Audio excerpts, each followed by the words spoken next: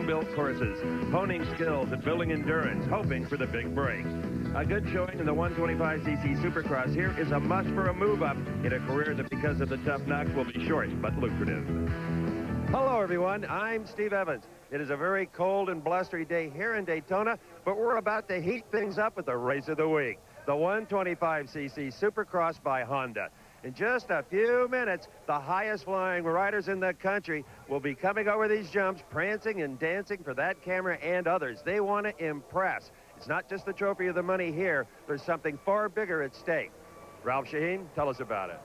Steve, every one of these 125 riders wants to win Daytona for more than just the size of the trophy. They know it will change their lifestyle and their career. They will immediately come out of these box vans and go right on to the big time of the 250cc class. That means the gigantic semis and the total support of the factory and a huge change in their lifestyle. That's why all these riders today will be throwing out everything they know in their bag of tricks to win here at Daytona. And it begins right here with heat number one. Three very special riders to keep your eye on. From Le Mans, France, number one, Mikel Pichon on the Kawasaki. From the state of Pennsylvania, there is number 40, Davey Yizik.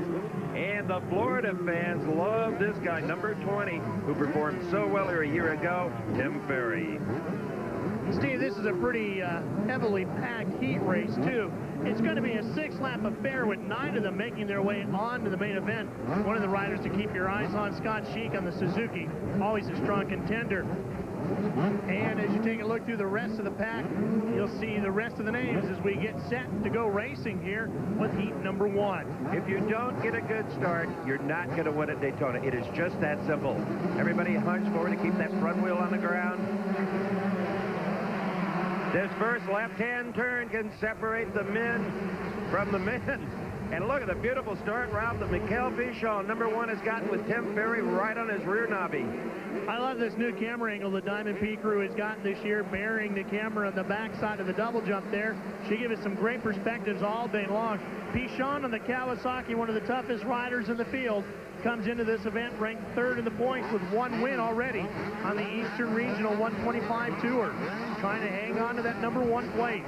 Now, unlike most supercrosses in indoor stadiums, this track is at least a mile long, designed by the old professor Gary Bailey, and you've got to commit yourself. You just have to say, I'm going to double these jumps.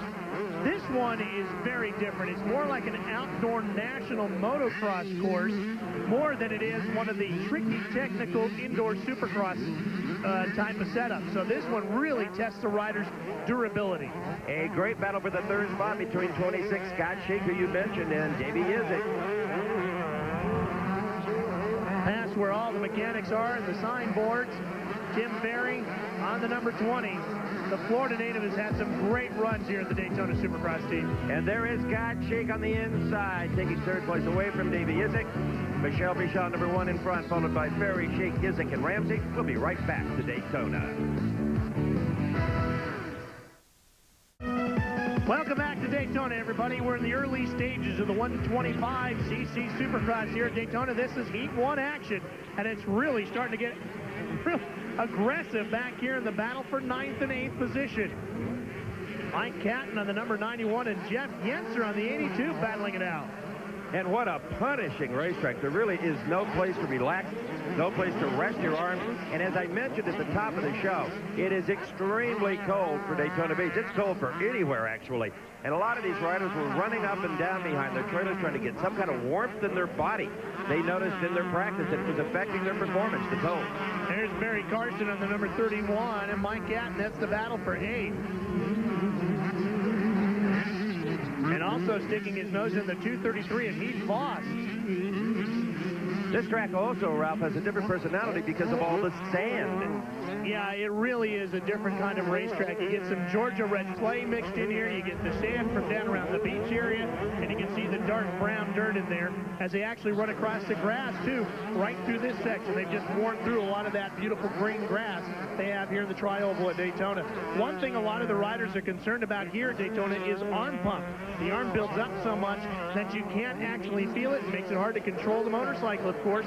The cold temperatures and this very demanding racetrack not helping at all when it comes to arm pump.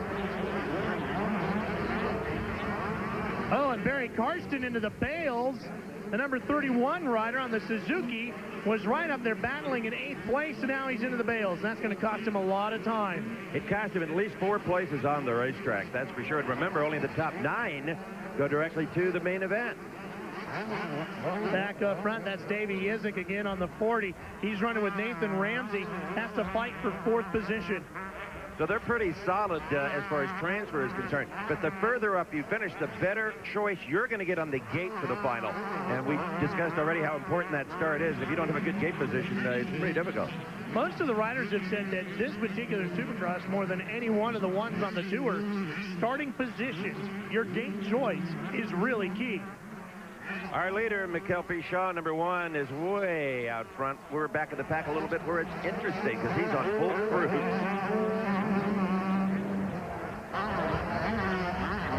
Battle still raging on here with Yizik on the 40 and the 47 machine of Nathan Ramsey. A pair of Suzuki's going at it right now. Yizik able to pull away a little bit.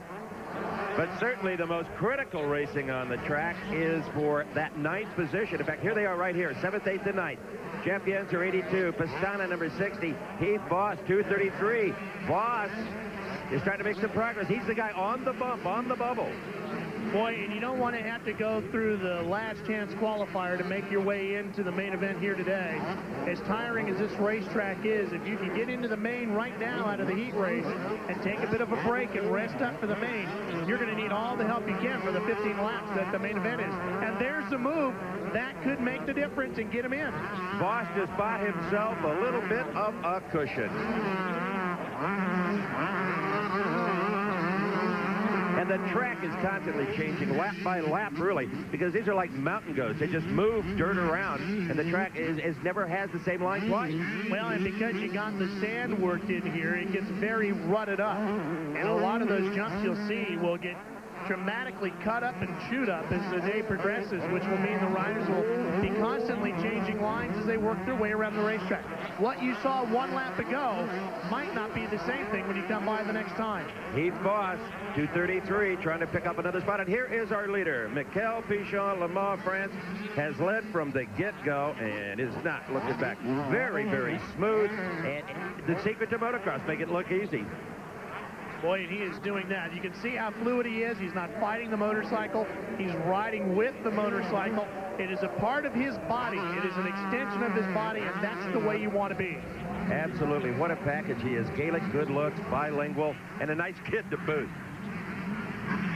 And he's pretty anxious to win here at Daytona. You know, winning at Le Mans would be, of course, one of the greatest things as he takes the checkered flag for any racer. And another famous city on the Racing World Tour, of course, Daytona.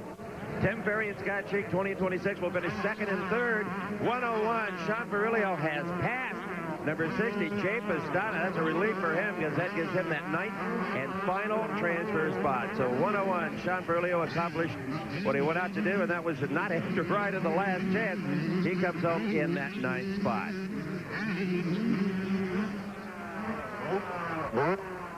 That final jump looks good to everybody. Here's your top 9, Mikel Pichon, followed by Ferry, Sheik, Yizik, Nathan Ramsey, Robbie Skaggs, Jeff Yenser, Heath Voss, and Sean Perillo. Let's go down to Ralph with our winner. Well, Mikel, congratulations on a heat race win. That'll give you a good spot on the gate. What do you like, the inside or the outside? Oh, where I was pretty good. It's in the middle. And, I mean, the more important thing is a good jump at the gate. And if I can get a good start like this at the end, that'll be okay. The sand is so tricky here at Daytona. Do you think it's going to rut up today? I don't know. I think it's going to be very rough at the end. So the worst thing for us would be the condition physics. You know, it's very hard and the track is very rough. But if I can get a good start like this, I have a lot of good lines. So it's going to help me for the main. Steve, Mikel Pichon from the famous city of Le Mans, France, trying to get a win in another famous racing town. You may remember this young face from 1 year ago here at Daytona. Tim, you're kind of picking up where you left off. A nice ride. Yeah, I think so. I got second. I got a pretty good start, so hopefully I get that kind of start in the main. And that'll give you what you want the most, and that's a pretty good pick on the gate. Yeah, it will. Probably like second, third or fourth pick, so that's not too bad. I got a good spot, and hopefully I can get a good start and win this thing in the main. Go get warm. Yeah, thanks.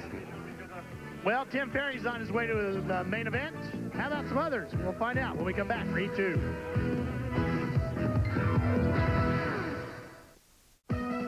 We're back at Daytona International Speedway, the 125 Supercross by Honda. I'm Steve Evans along with Ralph Shaheen. And our second 125 heat is at the gate. Same drill, 9-wheel transfer. And John Dowd, undoubtedly, Ralph Shaheen, is the man to watch here. He's the points leader, and if he gets a good start, he may be unstoppable. Well, there are some guys that can take a shot at him. Brian Deegan, he sits 5th in the points. Jeff Curry's inside the top 10. He's in 9th position in the points. So there are some other good riders in this field. 9 spots up for grab as everybody's trying to make their way onto the main event the easy way. Everybody getting fit, getting the gloves on, getting the visors, goggles adjusted. You see that thing in the middle says Honda on it? That's kind of a doghouse, and only the official in there knows when that gate's going to drop. Watching, there it goes. The big danger in starting on the outside here is getting muscled off the course, and it's happening as we speak.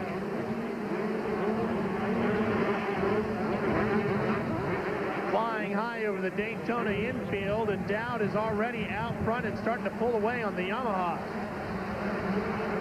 Oh, and 2 riders going down. That is Shane O'Connor and Ryan Duff trying to get their bikes untangled to get back in this thing to hopefully still finish 9th or better. It's going to be tough for them. The field working their way through. There's Tommy Clowers in the all-white riding outfit. I don't know if it's just the color or what, but he looks like a big guy to be riding 125 motorcycles. Nike is a big guy. And the 25 is Brian Deegan. He's up into 2nd place. Flowers holding on to 3rd right now in the Suzuki. And there's your leader, John Dowd, out front. And Dowd gets some serious altitude. Of course, these bikes are very light. You can throw them around. And very dependable, as you have seen. Not one mechanical problem we've seen so far in 1.5 heats. Yeah, he's getting some heat from Deegan on the backside, who's closing in. We said even though Dowd was a points leader, he was not going to have a really easy time with the win here in the heat race. No, Brian Deegan, number 25, giving him all he could ask for here. Now watch the riders and see the different lines that they'll take. Here's Deegan going to the inside, trying to make that drive. It just doesn't have enough power. They're so evenly matched. Last year was the first full year as a factory rider for Yamaha for Dowd. Did a nice job for him last year, coming home on the Supercross podium twice in Irving, Texas at the Texas Stadium, and also picking up one in Las Vegas at the end of the year.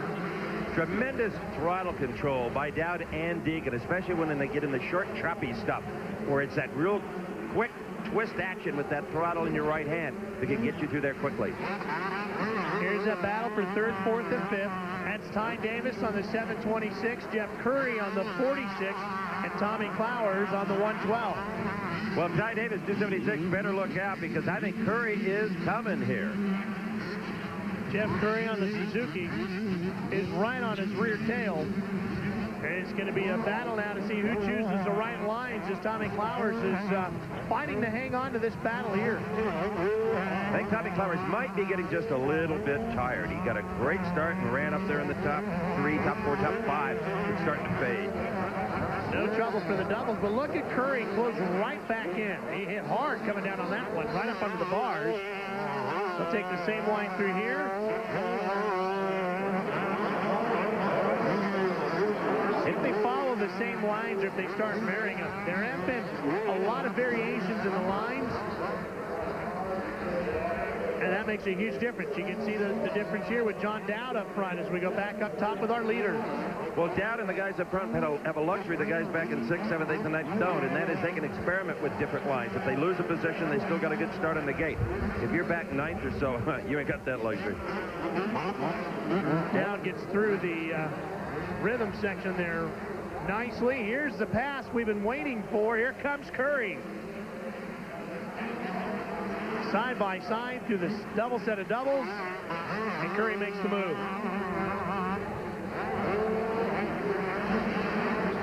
And you can see a big difference getting through that section right there. And he gets hung up in the turn, and Ty Davis loses a lot of ground. Part of the problem with these 125s, if you bog a little bit, you bog a lot. It doesn't have the kind of throttle response and the horsepower of the Beans or the bigger 250 bikes that get you out of trouble. It's just going to stop until you tell it to go again. You're going to lose a lot of time. Well, you got to keep your momentum going, and right now it's working for John Dowd. Stay with us. We're coming back to Daytona for more Supercross. Welcome back to Daytona, everybody. John Dowd on the number 7 Yamaha, trying to earn a number 1 plate this year, and on to a good start by leading here today in his 125 heat. He is the 125 points leader as the field makes their way into Daytona this year. And Dowd right now has a pretty good lead. You can see there's the 1st through 5 spot riders. And you notice everybody wears almost gladiator-like clothing. Well, it's very important, as Ralph Shaheen found out earlier. Rider safety is always the number 1 concern, and in an outdoor national, you can get hit with rocks in the chest and do a lot of damage. This is a chest protector the riders wear on the outside of their uniforms, made of a hard plastic, weighs about 2 to 3 pounds. Now, in the indoor Supercross Series, the dirt usually gets sifted, no more rocks, but dirt clods can do a lot of damage. This is the chest protector the folks at AXO have come up with. It weighs about 10 ounces, and it goes underneath the jersey. Now, it's not going to do a whole lot, but a dirt clod can still come off these big knobbies at about 50 miles an hour, so any protection will help. And it might look kind of familiar, too. The guys at AXO designed this after they saw Val Kilmer in the latest Batman movie. Okay, well, here's our Batman of the day, John Dowd, number 7, who is just demolishing this 125cc second heat and going on the white flag lap, so he has less than a mile to go to find himself in a very favored position on the gate.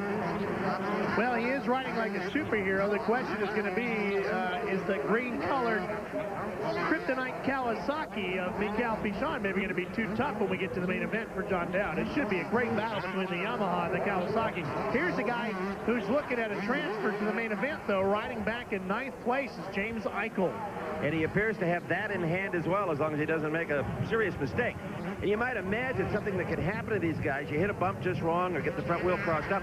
It knocks your boots off of the pegs. It knocks them off the shifter and the brake. And you could lose a lot of time. Well, you sure can. And you get hung up in some of those tight turns. The next thing you know, here comes your competitor from behind, closing in a hurry. So with half a lap or so to go and half a mile of racing, Dowd is not out of the woods just yet. And for a lot of real young riders at home that may be watching this, you'll see these guys right there use their boots, their left leg or their right leg, depending on the turn as a runner. Don't do that yet. It's too soon. When do you get to this skill level? And here come the last couple of corners for Dowd and the checkered flag. Well, John Dowd, multi-hued blue, number 7, picks it up on a very chilly day here in Daytona Beach. And here comes Anthony Pocoroba across the line. He'll make the transfer as well as he comes home with 7. Worn out, too. You can see he looks a little tired, anxious to get back to the comfort of the van and warmed up as they get set for the main event coming up in a little bit.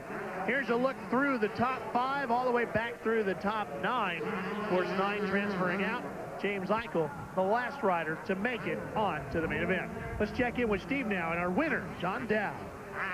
You know, John, you said earlier on that Daytona always makes you a little nervous. You didn't ride nervous.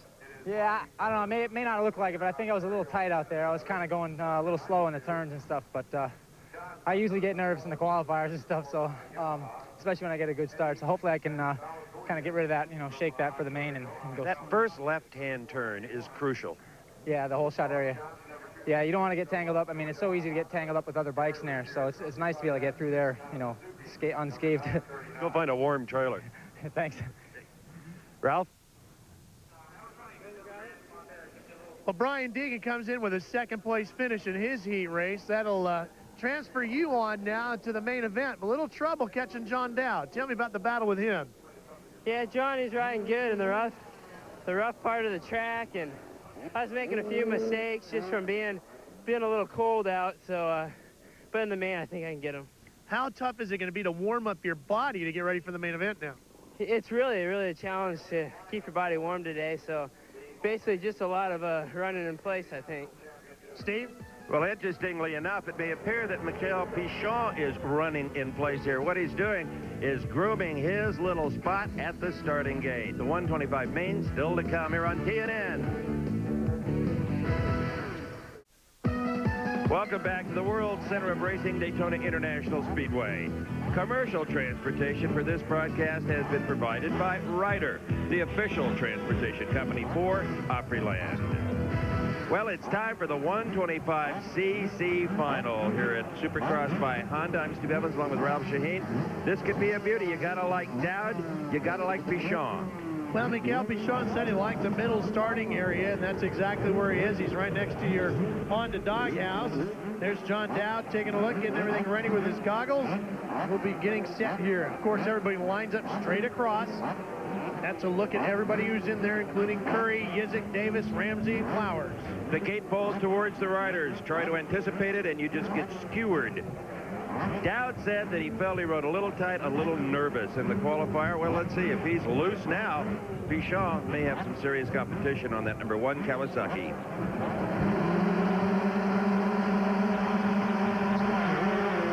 The dirt is flying at Daytona. Brian Deegan gets a great start. So does Tim Ferry, but Dowd already under Ferry to take the second spot. Everybody comes flying over the first set of big jumps. Pichon got a slow start. He's mired back in that pack as they come out of the big curve there. You'll see he's sitting in about 6th position. That's the green bike with the number 1 plate on it, Pichon. Dowd appeared to be very relaxed at the start. Didn't try to press it. Let Ferry have a few feet and immediately just gobble him up. Corey Keeney on the 39 is in the middle of this here. As you watch Davey Yizik on the 40 as well, just in front of Pichon.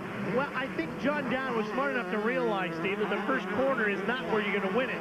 As long as you get through it cleanly by yourself and you're not in trouble of getting knocked down, you can then chase the guy if you're right behind him and pick him off.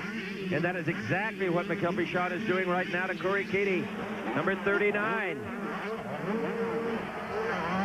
The field working their way through this rhythm section. Look at the variety of lines. And there's some pretty big holes in the middle of all that. And now is Pichon directly behind Dowd. And this is the battle we were looking for. And look how easily Pichon closes up on the inside of him. The crowd roaring for these 125s. A tremendous show.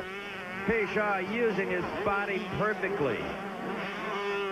So there's Brian Deegan with Tim Ferry, who won this event last year, right behind him. And there's Pichon and then Dowd. Keeney hangs on back in 5th. Question is, can Deegan and Ferry disappear? And Ferry was really going to bring the crowd to its feet again as he challenges for the lead. Tim Ferry on the number 20 bike. Local hero. And Pichon tries to go underneath, loses some momentum. Well, Ferry struggles through the big jumps, and Pichon on the Kawasaki is going to overtake him for 2nd place. Just blew right past him. Brian Deegan, however, still up front. Deegan's running a good race. He's got to know that Pichon and Dowd are back there, but he doesn't seem to be panicked by it yet. Look at how deep some of these berms are developing. Just swallow up half the motorcycle. Let's see how Deegan rides when he sees that first bit of green come up on the inside. You should be seeing it right now as he's right alongside him past. In the roughest section of the course, does Pichon take the lead? The tuners all trying to cheer on their riders. I love the way they wave, like hurry up, as if they're not already riding 10-10s. That's Deegan's tuner. The Chaparral race team. Deegan out of Bellevue, Nebraska on the Honda. So a tremendous mix of marks from Honda to Suzuki to Yamaha to Kawasaki. And let's not underestimate how important success in the 125cc class is. There's liable to be kids at home right now watching this broadcast. I saved my money. Am I going to buy a Honda? Or they may make their mind up here in just a few minutes. The other thing that's great to see here in the Supercross Series is the introduction of a lot of new sponsors and teams this year, and that's changing the color schemes on a lot of the motorcycles, such as Deegan's bike. As you take a look at the battle back here in 5th, That's Keeney in front of Davis. Whoa, and Ty Davis goes into the bales, gets his foot planted back on the pegs and continues on. Here's Tim Ferry and Deegan battling for second. And we were talking about the difference in the paint schemes. Deegan on a Honda. Of course, usually Hondas were all white. But Deegan, sponsored by the Chaparral Race Team, AXA, Oakley, and Volcom, now has a different paint scheme. And wild graphics on his racing costume, which is one thing these kids all are really into, trying to out-design the other, trying to be more outrageous than the guy parked next to him. So John Dowd back and forth. I would think, Steve, we would have seen him move up a little bit farther into this battle for the second position by now.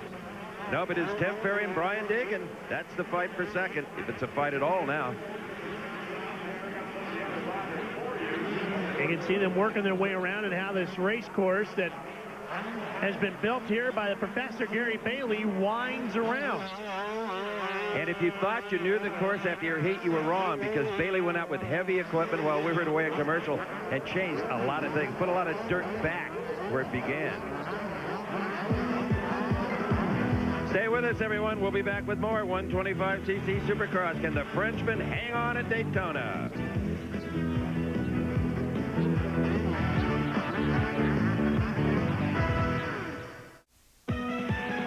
Welcome back to Daytona, everybody. The 125 AMA Supercross by Honda raging on here at Daytona. That's Keeney right there, Corey Keeney, but behind him is Scott Sheik, who is just past the 726 of Ty Davis.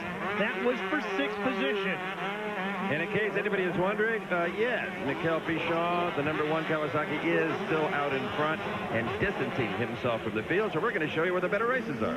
Look at the rear end of Sheik's bike dancing all over the race course as he fights to keep in control. And there's Pichon out front just sailing along. And that gives you an idea of the difference of how the riders are riding, Steve. We saw Sheik's bike was dancing from side to side. Pichon's bike just up and down, working perfectly on the shot. And he used that rear brake to just lock up the wheel momentarily to slide to that right-hander. Just, ooh, that's a riding lesson, guys. Total control. That's Corey Keeney on the inside, and Scott Sheik using the whole berm as he tries to close in. Well, he was trying to carry as much momentum as he could through the corner and then get a drive with the RPMs up. And it appears that they were equal. Nobody won or lost any space here. Sheik now following Keeney's line through here. Corey's going to have to fight pretty hard as Sheik now comes up on the outside. Oh, and he blocks it. But Corey Keeney holds on to the place, and we're back up with John Dowd. John Dowd in fourth, trying to move up. His chances of a victory here are very slowly but surely slipping away. Brian Deegan up in front of him, the 25 bike, in the third spot. Dowd was the winner of the Atlanta Supercross for the 125. Having a pretty good year, too. And Dowd is a little more mature than an awful lot of the riders in this field. In fact, he actually shaves. John Dowd is 30 years of age, so you're right. He is one of the older guys in the field. And apparently is content to stay here. He does well, makes a living. Well, we talked about how important it is to win a 125 race at Daytona to move on to the bigger 250s and the factory support. The factories do actually support the 125s, and they are very interested in moving the product of the 125s. So there is some factory support, but the prestige that comes with 250 is a whole nother ballgame. Well, John Dowd at 30 is probably going to stay here in the 125s unless he, as a privateer, moves up to the bigger bikes. But he's having so much fun and very competitive. He won the heat, and he's still in the top 5 here. Right now, Deegan would wish he'd move on to another division because he is hounding the backside of the 25. Yeah, there's no question that Dowd is coming. He's a strong guy. He, if anything, can outlast a lot of the younger riders. Oh, my aching back. This is such punishing stuff. And Dowd with a nice move. Dowd going to try to get around Deegan. Let's see where he makes the move. He just cuts him off, pinches him, and that's that. Dowd moves into third. Great riding by John Dowd. He waited for the opportunity, knew it was coming, got on the gas right when he wanted to. Got a tremendous drive through the rhythm section there. It takes over the position. Second place will be considerably more difficult for Mr. Dowd. Yeah, he's going to have his work cut out if he wants to move up any farther in the standings. Looks like some slower riders in front of them, too. And that could force them to change their lines. But back up front, Mikhail Pichon is not having any problems on the bright green Kawasaki. If you're a slower rider about to get lapped, it is very difficult. It's not like car racing on a smooth asphalt or even dirt track where you can move over. Here you can get yourself in more trouble and cause the guy bigger problems. You need to just kind of hold the line and let the rider pick his path. Well, as you can see, Pichon is not taking it easy. He is really giving that bike the throttle as he picks his way through. And you take a look at the top 10. Tom Perolio rounds out in the top 10. If you try to take it easy, they tell me, you can lose your rhythm. You can not double a jump you have been all day because you weren't going fast enough. You've got to keep on the gas. That's exactly right. Even as torn up as this racetrack is, believe it or not, there is a rhythm to it. And there is a rhythm to the rider's style. And Mikhail Pichon has got to stay within that rhythm. Oh, he rides that bike just beautifully. You can see the hands working the throttle and the brakes. Here's Deegan hanging in there. High up on the Honda. And he just grabbed just a little bit of front brake to make that slide work. Just a tiny bit. Flowers goes down a lap now to Mikhail Pichon. I tell you got to give 112 credit. He was really in this thing for the first few laps. In the top 5, a big old boy on a little bitty motorcycle, and he's fading now. But I'll tell you, better him than me. Bonus points for the style, too, maybe. You bet. Here's Dowd. He's racing hard with Deegan. Oh, and Dowd hits the bail. Now he's going to lose the spot to Deegan. Here we had talked about rhythm and staying focused on what you're doing. And mentally, you can get just as tired as you can physically. And a slight mental error can cause you to make an error physically on the racetrack, and it hurts John Dowd. But from a television standpoint, it is now interesting again to watch Dowd try to make up for the ground he lost. Well, this is big for Dowd because coming into this race, he had the points lead, and Mikhail Pichon sat back in third. Tim Ferry was second. So Dowd needs to get good points out of this. He cannot afford to have a big problem here today. And for number 25, Brian Deegan, it's a chance to again try to hold off John Dowd. He couldn't do it the first time. Can he do it now? Dowd really wants that number 1 plate of Pichon, and you can see how far away they are from Pichon. He is nowhere in quick view of these two. And something else, another attribute that a rider needs is great eyesight to be able to read the dirt, not just right in front of you, but coming up into the next turn. Stay with us, everyone. We have a few more turns left when we come back to Daytona International Speedway for the 125 main.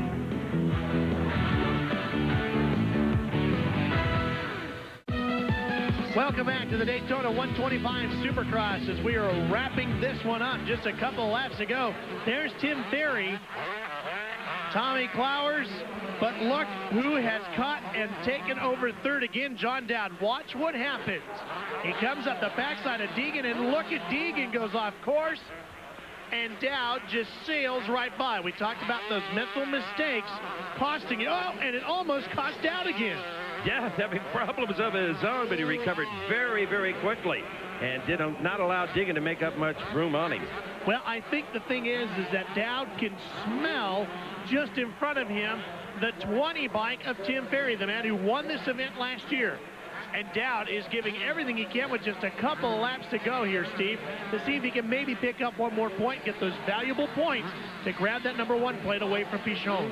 Well, Dowd is probably exerting more energy than Pichon, and he spots him 10 years. Let's remember, Dowd is 30 years old. Well, he's not riding like it. And Tim Ferry is not riding as aggressively as is John Dowd. And maybe Ferry's getting tired, and he's going to have to find some energy here in the last couple of laps. Well, maybe he feels that Dowd isn't capable of catching him. He should have been watching his monitor, because we know Dowd is. Old age and treachery. Well, he'll be getting the signals from his tuner every time they come by the mechanics area, so he's got to know that Dowd is closing. Maybe he just doesn't have anything left to give. Could be. Very tiring racetrack. And sometimes I think it's easier to be the chaser than the chasee. When you see something in front of you, it can inspire you, and it sure has to John Dowd. Dowd makes the pass with great authority. You know, when we act like these motorcycles are just hockey sticks, you have to have one to play, but it could be that Ferry's just a little bit down on power. In the 125, that'll hurt you bad. And with the change in the conditions here today, maybe the crew didn't guess right on how to set the bike up. You're right, there are a lot of possibilities.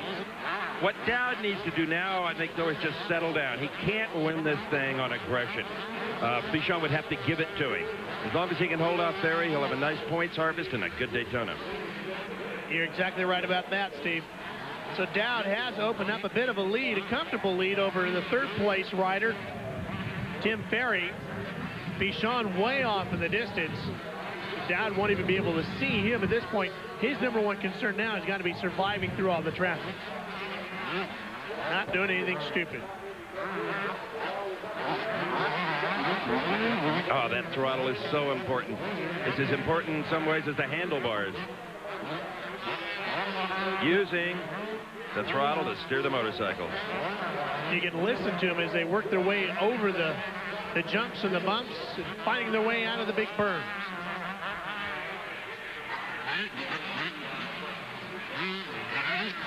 And to do that so accurately when the track is trying to tear your hands off of the handlebars. Here's Ferry. He's got James Eichel in front of him. Gets through him, through the rhythm. Look at the rear end dancing around on Ferry's bike. They've already been putting in. Remember, this was a 15-lap main event. So you're talking about lap 14 here, and he's still hanging on. I wonder if, like, let's say stock racing in Daytona, if there's a term such as loose, if you miss the setting on that monoshock in the rear. I don't know if you would call it loose. You would certainly say it just isn't working right. Stiff. Corner work is doing a tremendous job here at Daytona. They really count on them to tell the riders, hey, there's a down guy in front of you. Don't use him for traction. Brian Deegan on the 25, thinking maybe he could make a run at Ferry. You can see the gap between the two, and he closes up tightly now on him here. Starting to look like an exploded minefield. This course at Daytona. It looks like Ferry is really fighting to hang on to this one, Steve. He wants the third position as Pichon gets the white flag for one more to go. And if you like this kind of long, tough Supercross, Charlotte this year, it will not be at a stadium in town. It'll be at Charlotte Motor Speedway, directly in front of the main grandstands, much like this. And I'm sure Bailey will do the course. So here's that battle between Brian Deegan and Tim Ferry. Ferry still holds on to third, but Deegan is coming as they take the white flag. So one more lap to go in this 125 Supercross by Honda here at Daytona. Oh, Ferry almost looked like he lost the bars there for a second. And he's going to see one more time as they go by the mechanics area right there that he has got a handful with Deegan behind him. So he's going to have to give everything he can. You talked about that arm pump up earlier. We might be seeing a little of that.